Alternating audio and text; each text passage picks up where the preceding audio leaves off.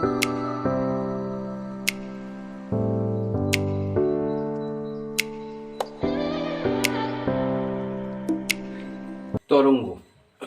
এখন তরঙ্গ বলতে আমরা কি বুঝি? তরঙ্গ দেখো, পুকুরের জলে যদি একটা ঢিল ফেলা হয় তাহলে দেখবে যে পুকুরের জলে যেখানে ঢিলটা পড়লো, এখানে হয়তো ঢিলটা পড়লো, তাকে ঘিরে একটা সমকেন্দ্রিক বিভিন্ন বৃত্তাকার পথে একটা করে ছোট ছোট ঢেউ যাচ্ছে। এই যে আন্দোলিত হচ্ছে মাধ্যমটা, এটা হচ্ছে এখানে জলটা হচ্ছে মাধ্যম। সেই মাধ্যম দিয়ে বিভিন্ন সমকেন্দ্রিক বৃত্তাকার পথে এখানে যে আন্দোলনটা তৈরি হয়েছিল, সেই আন্দোলনটা ক্রমশ উৎসস্থল থেকে দূরে দূরে চলে যাচ্ছে।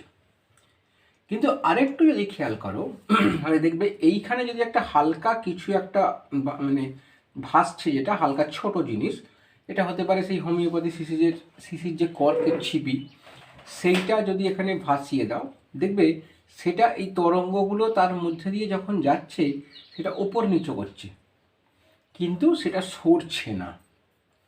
তার মানে তরঙ্গ যাবার সময় মাধ্যমকে সাহায্য নেয়, মাধ্যমের সাহায্যে যায়, কিন্তু মাধ্যমের যে কোণা, এইটা দিয়ে কি বোঝাচ্ছে? মাধ্যমের কোণা মানে জল। এই জলের অণুগুলো কিন্তু সে সরে যায় না, স্থানচ্যুতি ঘটায় না। এইটা হচ্ছে তরঙ্গের বিষয়। তার মানে তরঙ্গ বলতে আমরা বুঝবো যে একটা আন্দোলন যা মাধ্যমের দ্বারা এক স্থান থেকে অন্য স্থানে চলে যায়। আবার একটা দেখো যে এই যে তরঙ্গটা এইরকম করে যদি আমি দড়িকে এটা একটা লাঠি ধরো, তার এতে একটা দড়ি, মোটা দড়ি এরকম করে বেঁধে নিয়েছি, বেঁধে এরকম সরাসরি বাঁধা ছিল, একটা মোটামুটি এরকম বাঁধা ছিল। এইবার এই দড়িটার এই প্রান্তেকে ধরে একটু আন্দোলন করা হলো, নাড়ানো হলো। নাড়ালে কি হবে? দেখবে এই নাড়ানোর ফলে এই দড়িটা এরকম করে আন্দোলিত হচ্ছে, এরকম করে উপর নিচু করবে। তার মানে এখানে দেখো, এইখানে আমি যে প্রান্তে যে আন্দোলনটা তৈরি করেছি, সেই আন্দোলনটা এই দড়ির মাধ্যমে গিয়ে এই লাঠিতে গিয়ে শেষ হচ্ছে। কারণ এরপরে আর যাওয়ার জায়গা নেই মানে যে মাধ্যম দিয়ে আন্দোলনটা তৈরি হয়েছে, আসলে বেশিরভাগ ক্ষেত্রে সেই মাধ্যম দিয়েই যাওয়ার চেষ্টা করে, অন্য মাধ্যমে, ভিন্ন মাধ্যমে সেই আন্দোলনটা যায় না। গেলেও খুব সামান্য। যদি তীব্রতা খুব বেশি হয় সেই আন্দোলনের, তবে সেটা এক মাধ্যম থেকে অন্য মাধ্যমে প্রবেশ করে, নাহলে এক মাধ্যমের মধ্য দিয়েই যাতায়াত করে।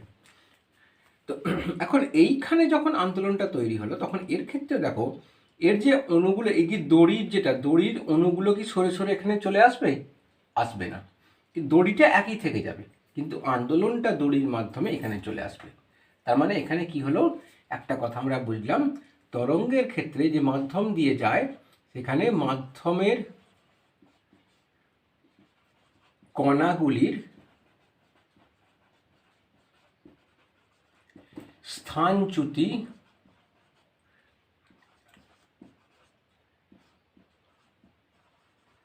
ঘটায় না। এটা হচ্ছে মূল জিনিস। আচ্ছা, এবার দেখো, আমি দু ধরনের যে আন্দোলন বলেছি, উদাহরণ দিয়েছি। স্থানচ্যুতি মানে স্থান পরিবর্তন। চ্যুতি কথাটার মানে কি? এটা হচ্ছে বৈজ্ঞানিক ভাষা, একটা বিজ্ঞানের এই শব্দটা পড়ার জন্য এটা ভাষা, কিছু ভাষা তোমাদের তৈরি করে নিতে হবে।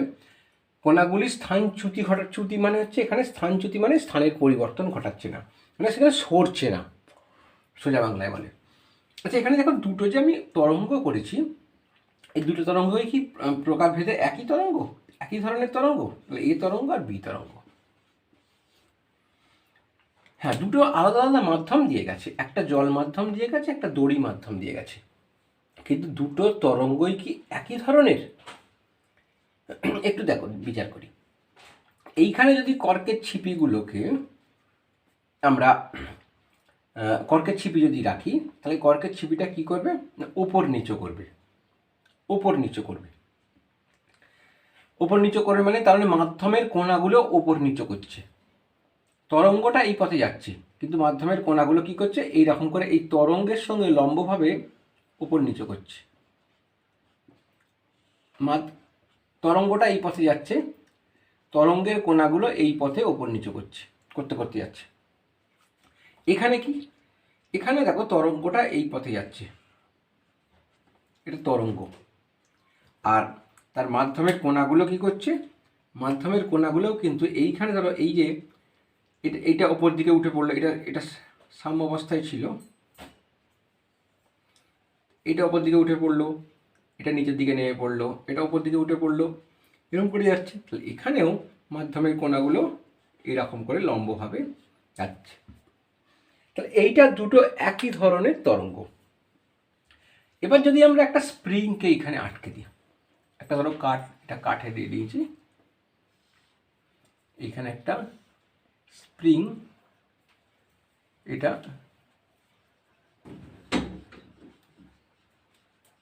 একটা স্প্রিং ঝুলছে, এখানে স্প্রিংয়ের শেষ প্রান্তে একটা ওয়েট আছে। সেই স্প্রিংটাকে টেনে আমি নামিয়ে দিলাম, টেনে নামিয়ে দিচ্ছি, টেনে নিচের দিকে একবার নামিয়ে ছেড়ে দেওয়া হলো। এবার কী করবে স্প্রিংটা তখন ওপর নিচে করবে কীরকম না, এইটা দেখা যাবে ওয়েটটা একবার উপরে উঠছে, একবার নিচের দিকে নামছে, একবার উপরে উঠছে, নিচের দিকে নামছে, এরকম করে বারবার আন্দোলিত হতে থাকবে। তখন যদি স্প্রিংটাকে ভালো করে লক্ষ্য করা হয়, তাহলে দেখা যাবে স্প্রিংয়ের কোনো কোনো জায়গাগুলো, স্প্রিংয়ের কোনো কোনো জায়গা আমি একটু মুছে দেখাই, স্প্রিংয়ের কোনো কোনো জায়গা এরম করে খুব ঘেঁষাঘেঁষি হয়ে যাবে, আবার কোনো কোনো জায়গা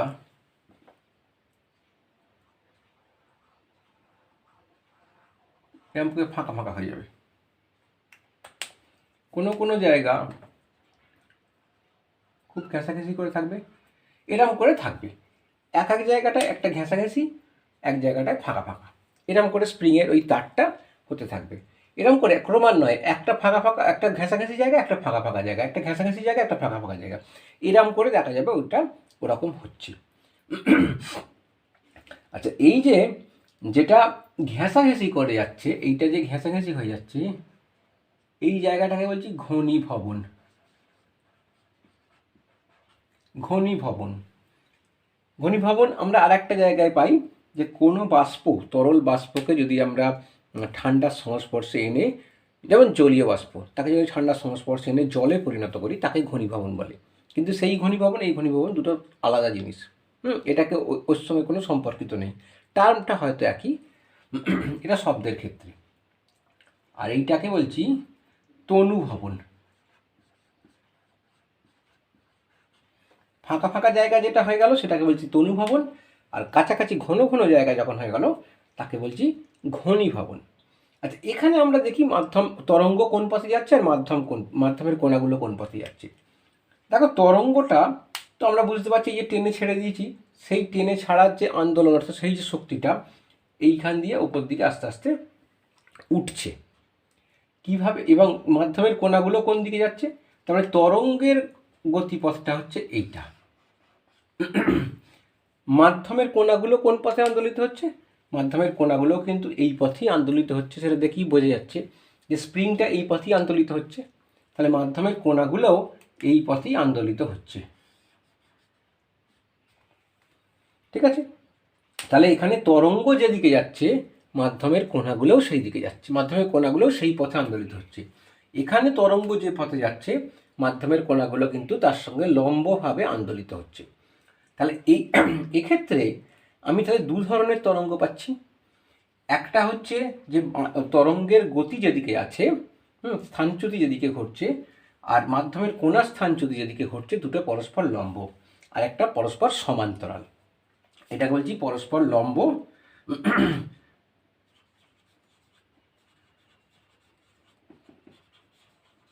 আর এটা যে পরস্পর সমান্তরাল।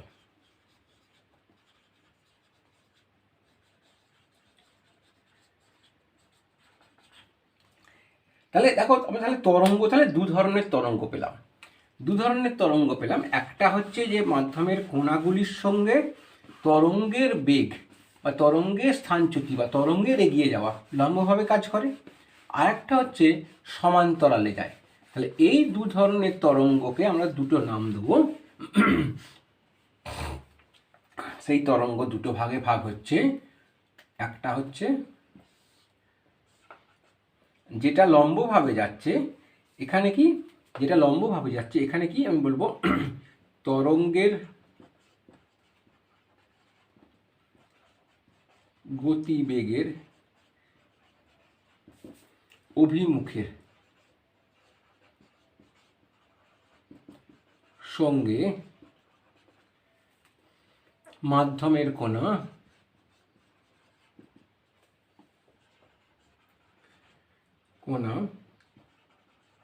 লম্বভাবে থাকে, এইটাকে বলছি তির্যক তরঙ্গ।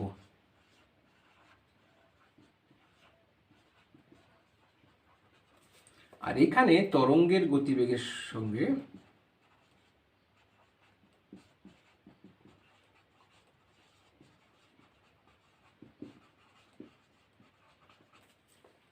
গতিবেগের অভিমুখের সঙ্গে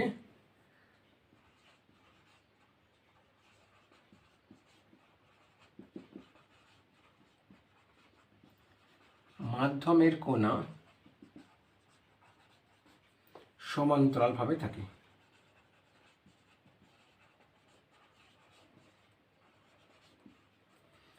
এইটাকে বলছি অনুদৈর্ঘ্য তরঙ্গ।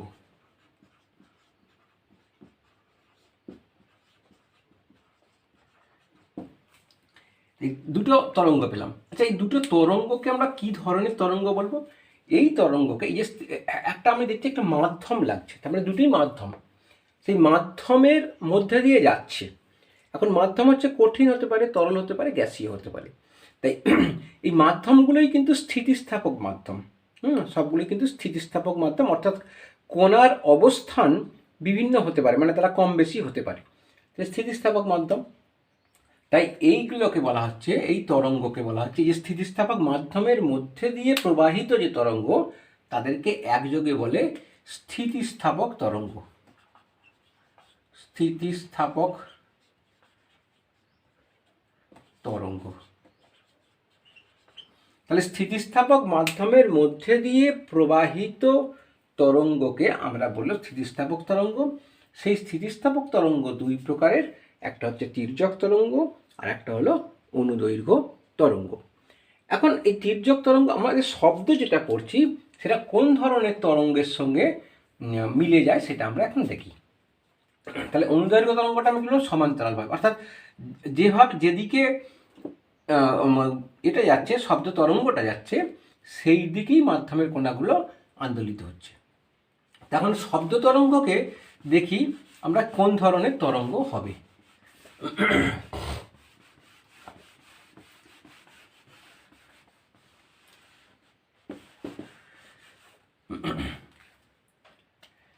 একটা সুরশলাকা,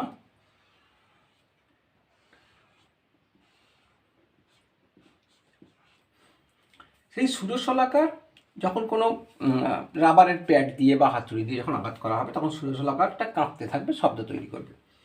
সেই সুরশলাকার বাহুটা তার মানে একবার এদিকে আসবে কাঁপতে কাঁপতে, আর একবার এই দিকে আসবে, এরকম যাবে। এদিকে যে দূরত্ব যাবে এদিকেও সেই দূরত্বই যাবে। এখন এইটা হচ্ছে সাম্যাবস্থা, এটা সাম্যাবস্থা। তা আমি এখন এইটা ধরলাম না, ধরছি আমি এই দিকে এলে কি হয়।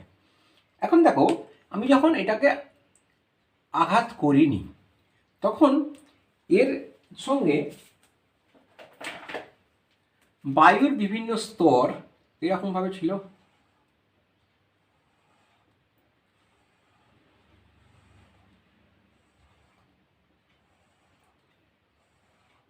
এরকমভাবে বায়ুর বিভিন্ন স্তর ছিল। এখন একে যখন আঘাত করা হলো, তখন আমি যদি আমি প্রথমে দেখি ডান দিকে যাচ্ছে, এই দিকে যখন গেল সুরশলাকার বাহুটা, তখন কি করবে, এর ওপর চাপ দেবে, এর ওপর চাপ দিল। চাপ দিলে কি হবে, সে তো আর বায়ুটাকে সরিয়ে দেবে না। তাহলে চাপ দিলে কি হবে, তাহলে কিছু কিছু বায়ু স্তর কাছাকাছি হয়ে গেল। আমি সেটা কাছাকাছিটা করার জন্য আমি ভেতরে ভেতরে একটা কালো করে দিলাম, তো বায়ু স্তরগুলো কালো কাছাকাছি হয়ে গেল। ঠিক আছে, এবার সঙ্গে সঙ্গেই কী হলো, এটা কাছাকাছিটা রয়েছে, সঙ্গে সঙ্গে আবার কী হলো, এইদিকে চলে এলো ষোড়শলাকার বাহুটা সাম্য অবস্থা থেকে এদিকে চলে এলো। এদিকে যখন চলে এলো তখন কিন্তু কী হলো না, চাপটা হ্রাস হয়ে গেল। এখানে যে চাপ দিয়ে কাছাকাছি করে দিয়েছিল, চাপটা হ্রাস হয়ে গেল মানে অনেকটা ডবল হ্রাস হয়ে গেল, মানে এদিকে চলে এলো, তাহলে আর চাপ দিতে পারছে না। তখন হয়ে যাবে কি না, এগুলো ফাঁকা ফাঁকা হয়ে যাবে। এইটা যে এর ওপর চাপ দিয়েছিল, সেই চাপ দেওয়ার এই আন্দোলন, এটাও একটা আন্দোলন, সেই আন্দোলনের ফলে এটা কি করবে না, এই যে কাছাকাছি হয়ে যাওয়া বিষয়টা, সেই কাছাকাছি হয়ে যাওয়া বিষয়টা এই পাশে সরে আসবে। পাশে সরে আসবে মানে তখন কি হবে না, তখন ওটা এগিয়ে যাবে, ওটা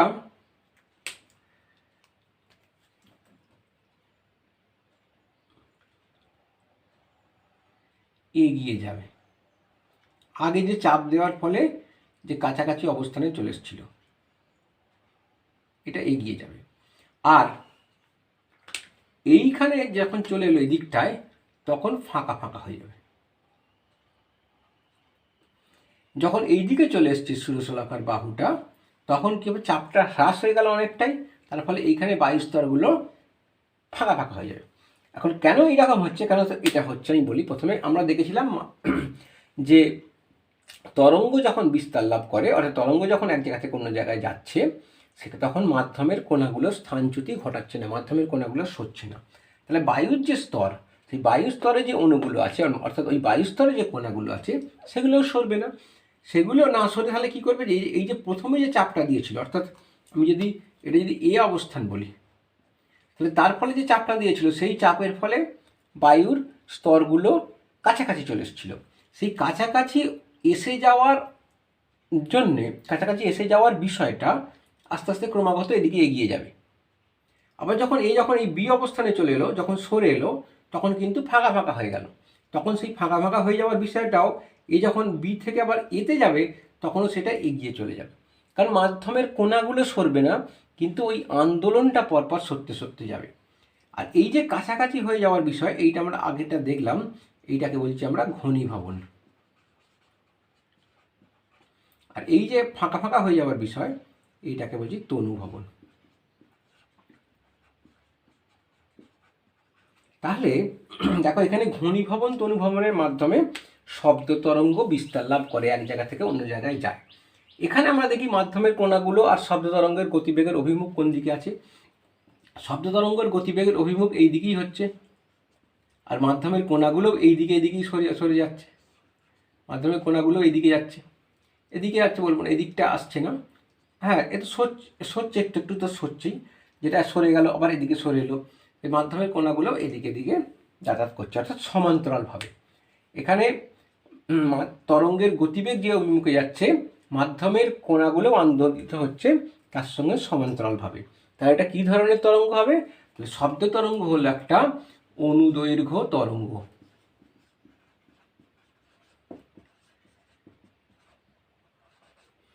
শব্দ তরঙ্গ,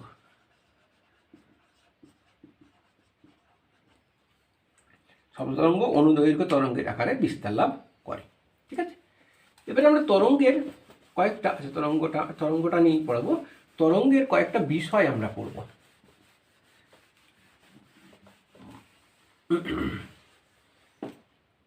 দু ধরনের তরঙ্গের ক্ষেত্রেই প্রযোজ্য, আমি দেখাচ্ছি।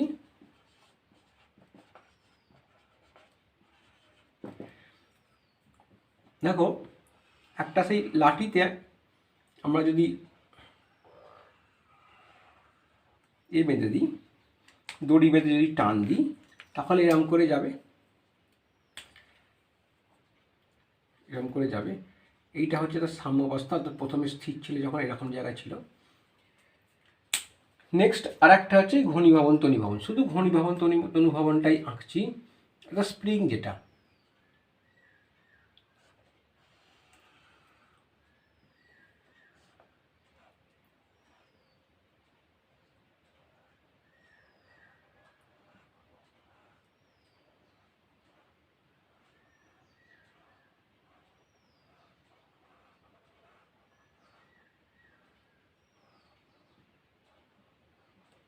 এইরকম আর কি। এইখানটা হচ্ছে ঘনীভবন, ঘনীভবন, এইখানটা ঘনীভবন, এইখানটা তনুভবন, এইখানটা তনুভবন, এইখানটা উপর দিকে উঠেছে, এইখানটা নিচের দিকে নেমেছে, এটা উপর দিকে উঠেছে, নিচের দিকে নেমেছে। এখানে আমি যে যে জিনিসগুলো বলবো সেটা হচ্ছে বিস্তার। প্রথম কথা হচ্ছে বিস্তার কাকে বলে, ইংরেজিতে বলে অ্যামপ্লিটিউড। বিস্তার মানে হচ্ছে আমরা দেখেছি যে ষোড়শলাকার ক্ষেত্রে, কম্পনশীল বস্তুর ক্ষেত্রে, যে এরকম করে ষোড়শলাকাটা যখন সাম্যাবস্থা থেকে এই দিকে গেল আর এই দিকে গেল, সাম্যাবস্থা থেকে ম্যাক্সিমাম যে দূরত্বে যাচ্ছে সেটাকে বলছে বিস্তার। তাহলে এখানেও তাই, এই সাম্যাবস্থা হচ্ছে এইটা, তার থেকে যতটা উপরের দিকে উঠলো সেইটাকে বলছি এর বিস্তার। সাম্যাবস্থা থেকে ম্যাক্সিমাম যে দিকে যাচ্ছে সেটা হচ্ছে এর বিস্তার। তাহলে এর বিস্তার মাপতে গেলে কি হবে, এটার বিস্তার মাপতে গেলে কি করব না, একটা ঘনীভবন আর একটা তনুভবনের মধ্যে যে দূরত্ব, একটা ঘনীভবন, না হ্যাঁ ঘনীভবন, ঠিক ঘনীভবনটা তৈরি হয়েছে যেখানটায়, আর ঘনীভবনটা ঠিক তৈরি হলো আর যেখানে ঘনীভবনটা শেষ হলো, এইটাকে বলছি বিস্তার। ঘনীভবনটা যেখানে শুরু হয়েছিল আর যেখানটায় শেষ হলো সেইটাকে বলছি আমরা এর ক্ষেত্রে বিস্তার।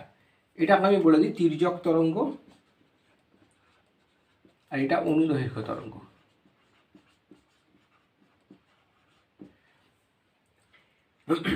ঠিক আছে, এটা বলছি বিস্তার।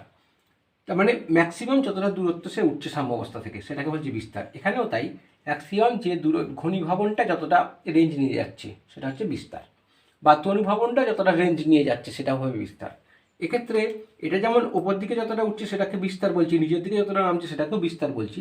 এখানেও তাই, ঘনীভবনের যে মানে যতটা জায়গা নিয়ে ঘনীভবন হচ্ছে সেটাকে বলছি বিস্তার, বা যতটা জায়গা নিয়ে তনুভবন হচ্ছে সেটা হচ্ছে বিস্তার। এটা একই দূরত্ব হবে, আমরা আঁকার জন্যে সেটা হয়তো এদিক ওদিক হয়েছে। নেক্সট আমরা পড়ব তরঙ্গ দৈর্ঘ্য। তরঙ্গ দৈর্ঘ্য এটা গেল 1 নম্বর।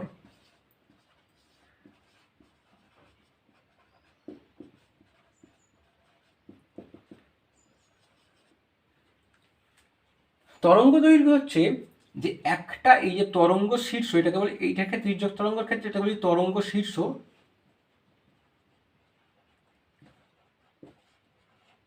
আর এটাকে বলছি তরঙ্গ পাদ।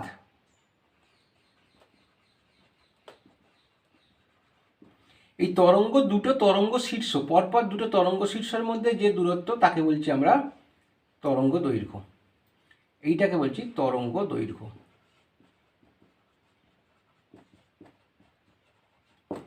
পরপর দুটো তরঙ্গ শীর্ষের মধ্যে যে দূরত্ব তাকে বলছি আমরা তরঙ্গ দৈর্ঘ্য। একইভাবে পরপর দুটো তনুভবনের মধ্যে বা পরপর দুটো ঘনীভবনের মধ্যে যে দূরত্ব তাকে বলছি আমরা তরঙ্গ দৈর্ঘ্য। পরপর দুটো তনুভবনটা যখন শুরু হয়েছে সেখান থেকে আমরা তনুভবনটা এখানে যখন শুরু হচ্ছে, দুটোর মধ্যে দূরত্ব সেটা হচ্ছে তরঙ্গ দৈর্ঘ্য।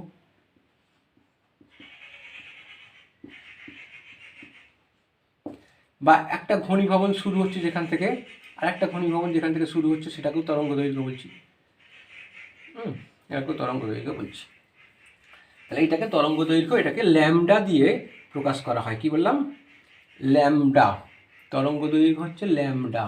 এই যে এরকম করে বাঁকিয়ে এরকম করলাম, এর উচ্চারণটা হচ্ছে ল্যামডা। এরকম হলো আঁকা। এটা গ্রিক একটা অক্ষর, ছোট হাতের অক্ষর, ল্যামডা দিয়ে প্রকাশ করা হচ্ছে।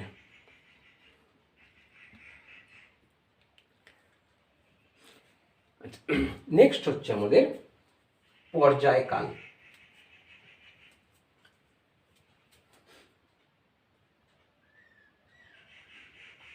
প্রথম কথা একটা পূর্ণ কম্পন, তার আগে দেখি পূর্ণ কম্পন এটাকে কোনটাকে বলছি।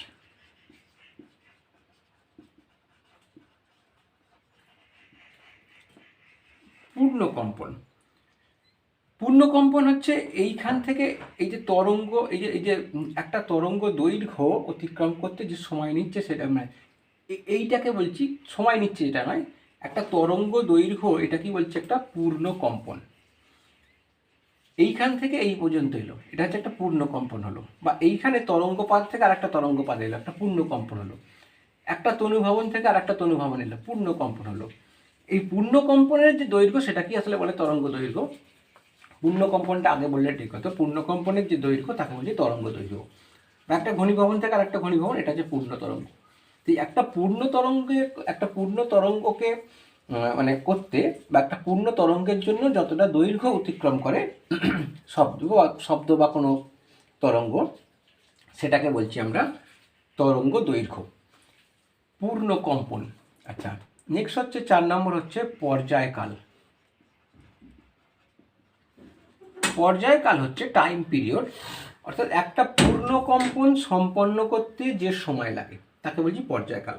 একটা পূর্ণ কম্পন মানে এই তরঙ্গ শীর্ষ, এই তরঙ্গ শীর্ষ, এই দুটোর মধ্যে যে দূরত্বটা, সেই দূরত্বটা যেতে তরঙ্গটা যে সময় নেয় তাকে বলছি পর্যায়কাল। একটি পূর্ণ কম্পন সম্পন্ন করতে যে সময় লাগে তাকে বলছি আমরা পর্যায়কাল। 5 নম্বর হচ্ছে কম্পাঙ্ক।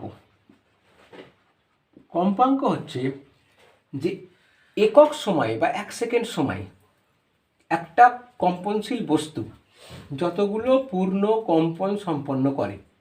একক সময়ে একটি কম্পনশীল বস্তু যতগুলি পূর্ণ কম্পন সম্পন্ন করে তাকে বলছি আমরা কম্পাঙ্ক। তাহলে কি বললাম, একক সময়ে একটি কম্পনশীল বস্তু যতগুলি পূর্ণ কম্পন সম্পন্ন করে তাকে বলছি আমরা কম্পাঙ্ক।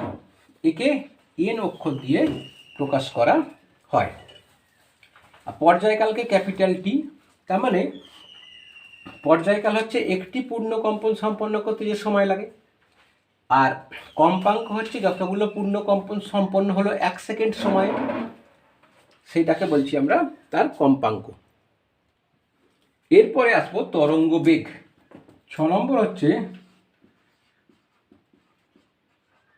তরঙ্গ বেগ। তরঙ্গ বেগ কি না, তরঙ্গ বেগ হচ্ছে যে একক সময়ে একটা তরঙ্গ যত দূর অতিক্রম করে, যতটা পথ যায়। একক সময়ে একটি তরঙ্গ, তার মানে ধরো যে 1 সেকেন্ড সময়ে, 1 সেকেন্ড সময়ে একটি তরঙ্গ যত দূর যায় তাকে বলছি তার তরঙ্গ বেগ। এখন আমরা এবার পড়ব তরঙ্গ বেগের সঙ্গে কম্পাঙ্ক আর তরঙ্গ দৈর্ঘ্যের একটা সম্পর্ক আছে, সেইটা দেখি।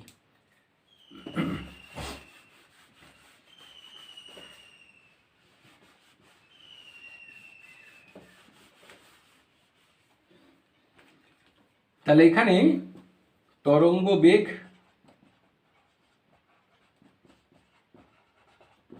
কম্পাঙ্ক এবং তরঙ্গ দৈর্ঘ্যের সম্পর্ক কি দেখি। ধরো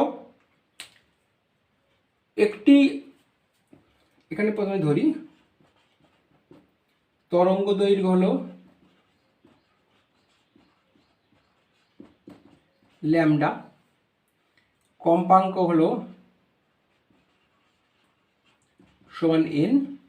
কম্পাঙ্ক হচ্ছে এন, 1 সেকেন্ড সময়ে যতগুলো কম্পাঙ্ক হচ্ছে, আর বেগ আমরা পেলাম সেটা বলি ভি। তরঙ্গ বেগ সমান হচ্ছে ভি, 1 সেকেন্ড সময়ের দূরত্ব, 1 সেকেন্ডের দূরত্ব। আচ্ছা, তাহলে একটি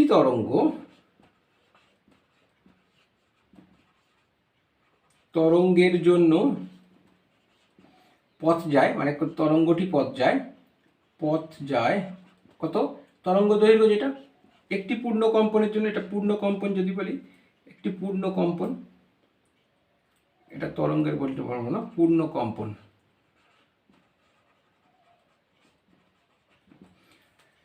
জন্য পথ যায় ল্যামডা। এটি যদি আমি সেন্টিমিটার এককে করি, একটা একক থাকবে একটা, তাহলে এটা সেন্টিমিটার, তাহলে এত সেন্টিমিটার। তারপর এনটি পূর্ণ কম্পনের জন্য পথ যায়, তাহলে এন ইন্টু ল্যামডা হবে, বা এন ল্যামডা, এত সেমি। এখন এটা 1 সেকেন্ডে এনটি কম্পন, তাহলে 1 সেকেন্ডে পথ যায়, অতএব 1 সেকেন্ড সময়ে পথ যায় সমান এন ল্যামডা সেমি। এবার 1 সেকেন্ড সময়ে যে পথ যায় সেটাই তো হচ্ছে গতিবেগ, তাহলে অতএব বেগ, অতএব V equal to N into lambda, তাহলে অতএব তরঙ্গ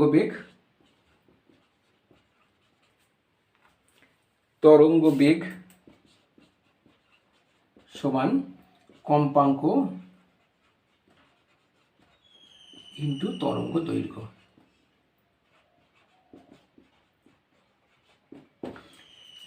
এইটা খুব ভালো করে আমাদের মনে রাখতে হবে, এটা কিছু অঙ্কের ক্ষেত্রে লাগবে, ঠিক আছে? আমরা কয়েকটা অঙ্ক এই ফর্মুলার সাহায্যে দেখি।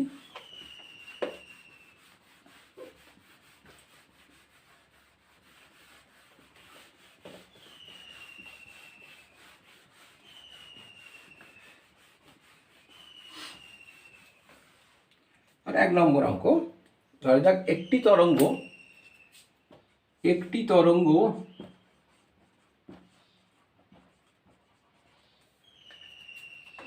একটি তরঙ্গের কম্পাঙ্ক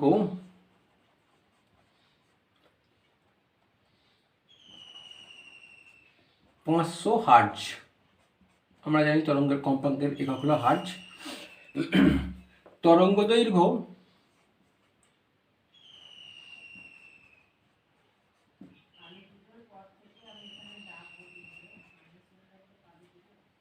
0.1 সেমি হলে তরঙ্গটির বেগ কত?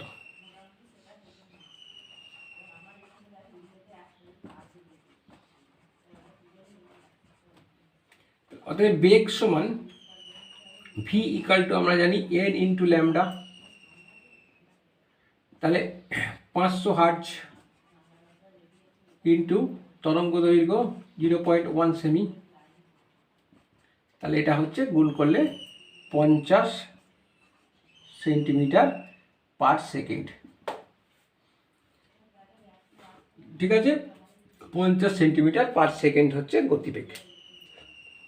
এইরকম কিছু অঙ্ক থাকতে পারে, খুব সোজা অঙ্ক। 2 নম্বর অঙ্ক যেটা করাবো,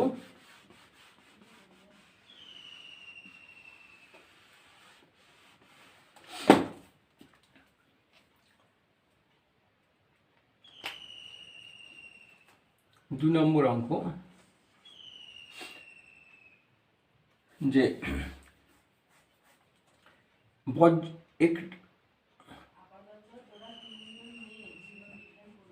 বজ্রপাতের সময় আলোর ঝলকানি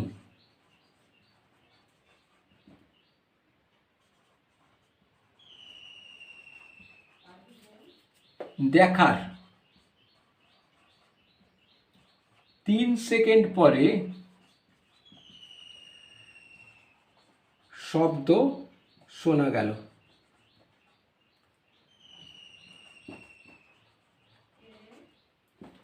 ভূপৃষ্ঠ থেকে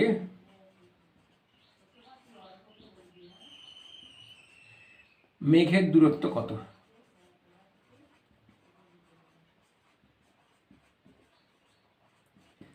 এখানে একটা বিষয় মাথায় রাখতে হবে যে এই যে বজ্রপাতের সময় তার যে ঝলকানি, এটা আলো আর শব্দ একসঙ্গে উৎপন্ন হয়, কিন্তু আলোর গতিবেগ অনেক বেশি, তাই সঙ্গে সঙ্গেই প্রায় আমরা দেখতে পাই, কিন্তু শব্দের গতিবেগ অনেকটা কম। হওয়ার জন্য শব্দটা আমরা অনেকটা পরে শুনতে পাই। তা আমরা ধরে নিলাম বজ্রপাত, যেহেতু মেঘের উচ্চতা খুব বেশি নয়, এখান থেকে ধর চাঁদ কত দূরে আছে, সেখান থেকে আলো আসতে আমাদের সময় লাগে 1.3 সেকেন্ড। তাহলে মেঘ তো আরও অনেক কাছে আছে, সেটা প্রায় কোনো সময় লাগেই না। এখানে আলো মানে বজ্রপাত যখন হলো তখন কিন্তু প্রায় সঙ্গে সঙ্গে আমরা আলোটাকে দেখতে পাই। তাই 3 সেকেন্ড সময় লেগেছে শব্দটা আসতে। এখন এখানে একটা জিনিস দেখতে হবে, শব্দের গতিবেগ, যেটা এখানে অঙ্কের মধ্যে থাকবে, যে শব্দের গতিবেগ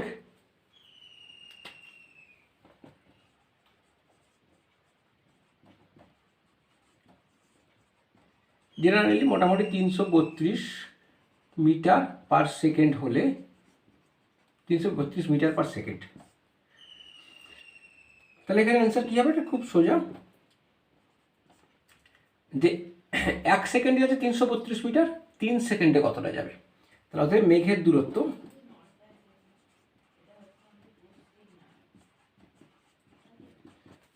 সমান 3 ইন্টু 332, এটা হচ্ছে 3 দুগুণে 6, 3 তিরিক্ষে 9, 3 তিরিক্ষে 9, এত মিটার এত মিটার। মেঘের দূরত্ব সমান হচ্ছে এত মিটার। 332 মিটার যাচ্ছে 1 সেকেন্ডে, তাহলে 3 সেকেন্ডে যাবে 996 মিটার। তাহলে 1 কিলোমিটারের কাছাকাছি প্রায় মেঘটা ছিল। ঠিক আছে, এই ভিডিওটা আজকে এই পর্যন্তই।